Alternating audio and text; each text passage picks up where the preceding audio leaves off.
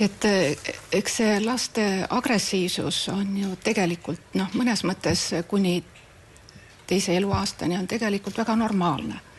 Sest kui laps läheb agressiivselt, näiteks teise lapsele läheb võib-olla natuke puutuma või tahab silma lüüa, siis tegelikult selle tähendus on see, et ta tahab just nagu teist tundma õppida.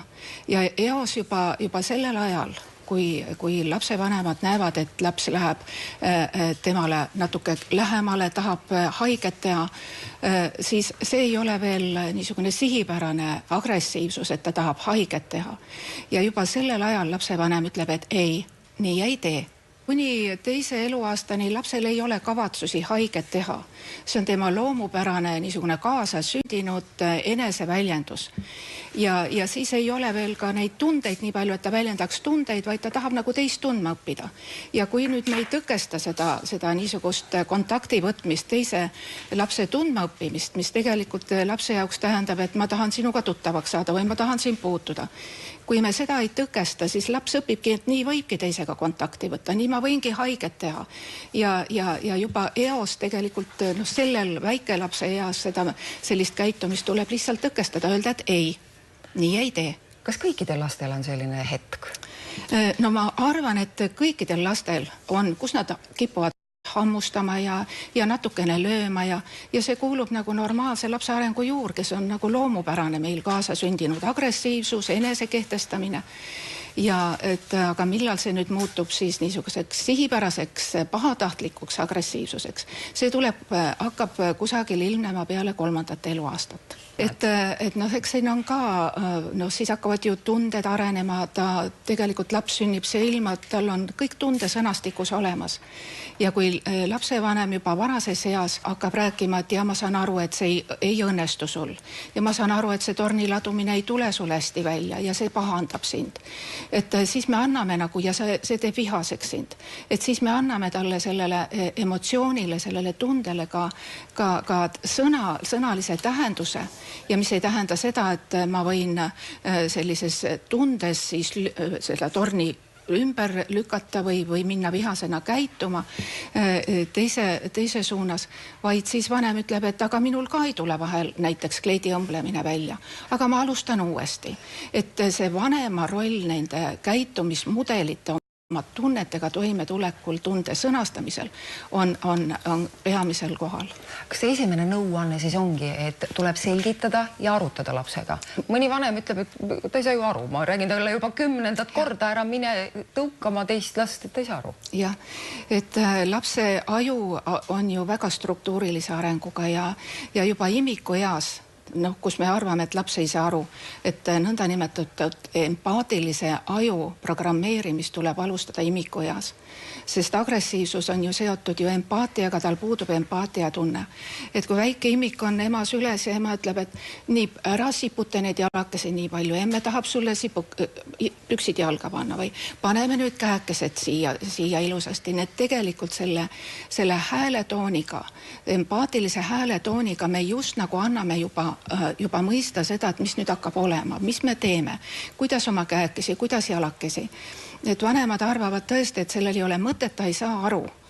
Ja tõepoolest kuni 3. eluaastani lapse ajus või arengus on parem aju poolkera, see on väga, väga tundeline. Ja vahel on nii, et vanemad hakkavad väga palju rääkima, korraldama, pikka juttu rääkima, kui sa nii teed, siis nii juhtub, nii ta. Aga lapse jaoks on see täiesti arusaamatu. Nii et kui lapsel avaldub emotsioon, siis me anname talle tähenduse, mis see tähendab, ja kui see on agressiivse tähendusega, siis ütleme, et nii ei tee. Et seda laadi käitumise avaldused, agressiivsuse avaldused, et on põhjused, et vahel on see lapse halb käitumine nagu palavik, et palavik on, aga me ei tea põhjusi. Et üks põhjustest võib olla, kus on arenguga seotud, kas on arenguhäirega, on hüperaktiivne laps või on autismispektri häirega seotud. Aga teine osa on see, kus lapsel puuduvad oskused suhtlemise olukorras toime tulla. Tal ei ole õpetatud neid oskusi, kuidas suhestuda teise lapsega, kuidas temaga kontakti võtta. Ja ma arvan, et et kui laps tuleb lasteaeda, siis loomulikult lasteaia stressitase iseenesest on juba kõrge kohanemine ja lasteaias võimenduvad lapsel need, kus on eos juba agressiivsuse alged olemas, kes kodus käituvad agressiivsemalt, siis need agressiivsuse ilmingud võimenduvad lasteaias. Need lapsed, kes on tagasihoidlikumad, endasse tõmbunud, see võimendub siis nendel lastel. Nii et tegelikult märkamata ei saa jätta seda esimeste ilmingute puhul. Nii et kui juba tulevad signaalid, et väikesed üksikud agressiivsuse ilmingud ei ole veel katastroof. Aga kui juba õpetaja ütleb, et see on süsteemne käitumine ja lapsevanem ütleb, et aga kodus meil sellist käitumist ei ole, et kõik on korras, siis tegelikult see nagu võimendab lapse sellist käitumist umbes nii, et meil probleemi ei ole ja laps saab aru, et minuga on kõik korras ja tegelikult saab ta õigustuse nagu sellele agressiivsele käitumisele.